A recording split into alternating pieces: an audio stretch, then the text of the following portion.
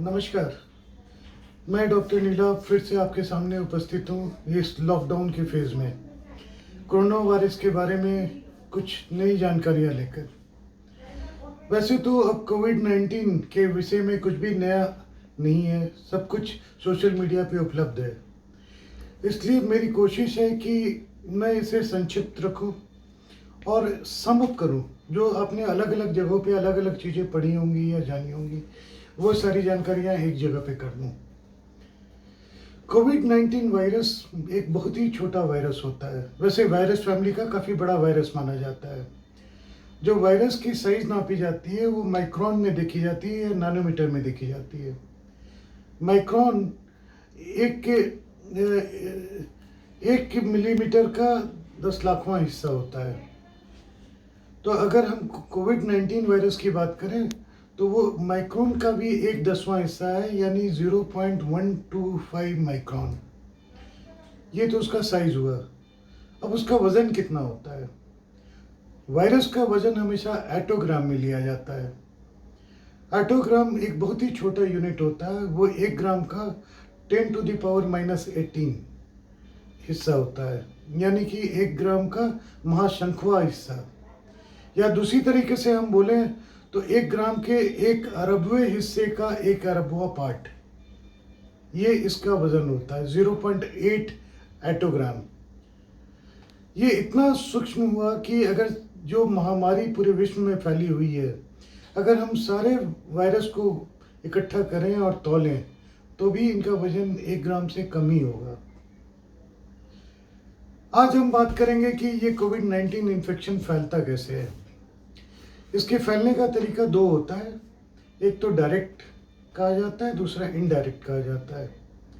जो जब कोई भी कोविड-19 का पेशेंट छींकता है या खाँसता है, तो उसकी खाँसी में वो सूक्ष्म ड्रॉपलेट्स होते हैं, जिसे एयर ड्रॉपलेट्स कहा जाता है, जिसके अंदर हज़ारों, लाखों, करोड़ों वायरसेस होते हैं, जो वो फ्री मूवमेंट का होनी शुरू हो जाती है एयर में।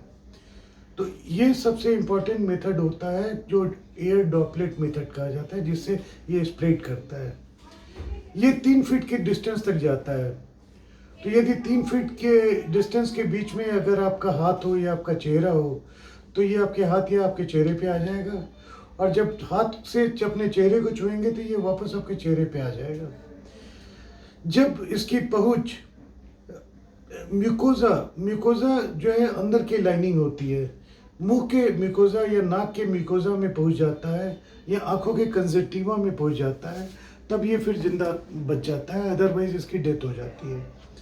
यहाँ से ये ट्रेवल करता है गले के पिछले हिस्से में जो सेल्स होते हैं उनके पास, और वहाँ पहुँच के ये मल्टीप्लाई करने लगता है।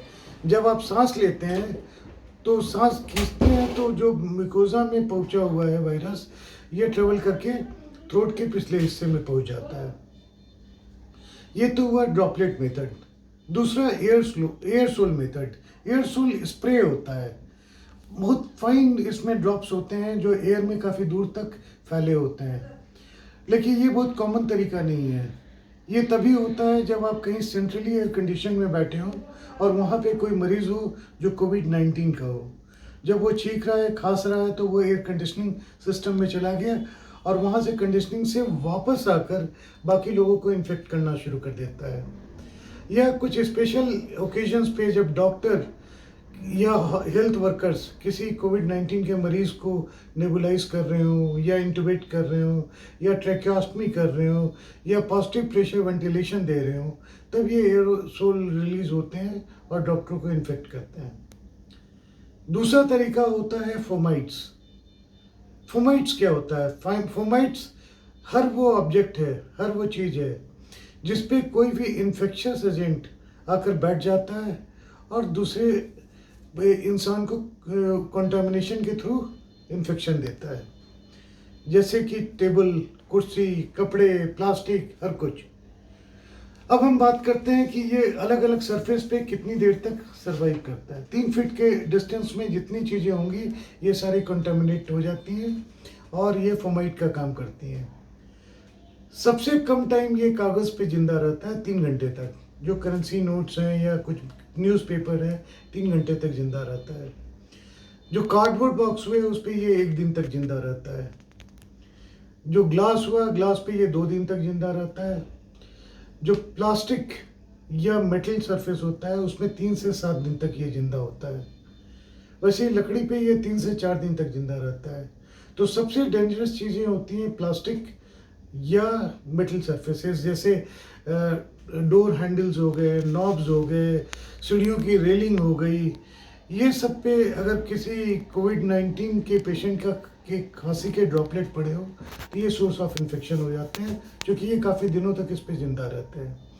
वैसे ही प्लास्टिक के जितने भी आइटम होते हैं, जो बॉटल्स होती हैं या फिर के आपके प्लास्टिक के क्रेडिट कार्ड्स हो गए, ये सारे सोर्स ऑफ इन्फेक्शन बन जाते हैं, जिसके थ्रू ये फैलना शुरू करते हैं।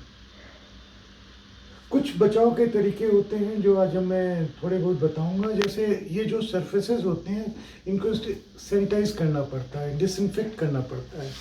ये किस किस चीज़ों से आप डिसइंफेक्ट कर सकते हैं? इस लकड़ी को या रेलिंग्स को या डोर नॉब्स को या डोर हैंडल्स को, इसको आप हैंड सैनिटाइजर जिसमें 70% से ज़्यादा अल्कोहल है उससे सैनिटाइज कर सकते हैं, या 0.5% हाइड्रोजन पेरोक्साइड के सोल्यूशन से कर सकते हैं, या 0.1% सोडियम हाइपोक्लोराइड के सोल्यूशन से कर सकते हैं। सबसे आसान और सस्ता तरीका होता है ब्लीचिंग पाउडर। 1 लीटर पानी में 4 चम्मच ब्लीचिंग पाउडर आप देते हैं, डालेंगे तो ये 0.1% सोडियम हाइपोक्लोराइड का सोल्यूशन तैयार हो जाएगा, जिससे आप फर्श, टेबल, डोर हैंडल्स वगैरह सारा साफ कर सकते हैं। अब हम बात करेंगे कुछ प्रिकॉशंस की जो हमें करना चाहिए, जो हमेशा आपको याद रखना चाहिए, जिससे आप इन्फेक्शन को रोक सकें। जहाँ तक हो सके सेंट्रलाइज्ड एयर कंडीशनड इन्वायरमेंट जैसे मॉल, सिनेमा हॉल वगैरह अवॉइड करें, या कोई भी रेस्टोरेंट जहाँ पे सेंट्रलाइज्ड एयर कंडीशन हो उसे अवॉइड करें। हमेशा मास्क पहने। जब कोविड-19 का मरीज ने भी मास्क पहना है और आपने भी मास्क पहना है तो इन्फेक्शन के चांसेस सिर्फ 0.14% होते हैं, आप बच सकते हैं। वैसे ही अगर आप बाहर जा रहे हैं तो हमेशा गॉगल्स या ग्लासेस आंखों में डालें कि आंखों का कंजंक्टिवा भी गलती से इन्फेक्ट ना हो जाए। हैंड हाइजीन का प्रॉपर मेंटेन करें। जो सरकार बार बार समझाती है कि साबुन और पानी से हर आधे घंटे पे 20 सेकंड हाथ को जोड़ धोएं, ये तब ज़रूरी है जब कोई सरफेस को आपने टच किया है जो आपको पता नहीं है कि वो इन्फेक्टेड है या नहीं इन्फेक्टेड है। तो इमीडिएट जब भी कोई सरफेस छूते हैं या तो साबुन पानी से हाथ धोएं या फिर सैनिटाइज़र का प्रयोग करें। हमेशा घर पे ये डिसइंफेक्टेंट या सैनिटाइजर से door handle, door knob, railings, tables वगैरह हमेशा दिन में 2 बार 3 बार क्लीन किया करें। रेस्पिरेटरी एटिक्वेट होता है कि जब आप छींकते हैं या खांसते हैं, क्योंकि ये आप लोगों ने भी सुन लिया होगा कि एसिम्प्टोमेटिक पेशेंट ज़्यादा है, तो हमें भी नहीं मालूम कि हम अभी इन्फेक्ट हुए हैं या नहीं है, क्योंकि हम में कोई सिम्टम नहीं है। इसलिए बहुत ज़रूरी है कि हम रेस्पिरेटरी एटिक्वेट फॉलो करें, यानी कि जब भी हम छींकें या खांसें हमेशा एल्बो के कॉर्नर में नाक को कवर करके करें। फिजिकल डिस्टेंस, सोशल डिस्टेंसिंग वैसे ही ज़रूरी है। जो 3 फीट के अंदर अगर आप हैं तो आपके इन्फेक्ट होने का खतरा ज़्यादा है। अगर आपने 1 मीटर से ज़्यादा का डिस्टेंस मेंटेन किया हुआ है तो इन्फेक्ट होने के चांसेस कम होते हैं। वैसे ही जो आपके दोस्त हैं, जो आपके रिलेटिव है, जिनको बुखार हो या जिन्हें सोर थ्रोट हो या ब्रीदिंग डिफ़िकल्टी हो, अगर आप उनसे मिलने जाते हैं तो पूरी की पूरी प्रोटेक्शन लें, यानी कि गॉगल्स पहनें या ग्लासेस डालें, मास्क डालें, हाथों में ग्लव्स डाल लें और एक प्रॉपर 1 मीटर का डिस्टेंस उनसे मेंटेन करें। ये जो एपिडेमिक फैला है, अब हमारा धीरे धीरे कम्युनिटी स्प्रेड शुरू हो चुका है। बहुत ज़रूरी है, स्टे सेफ, बी सेफ। नमस्कार।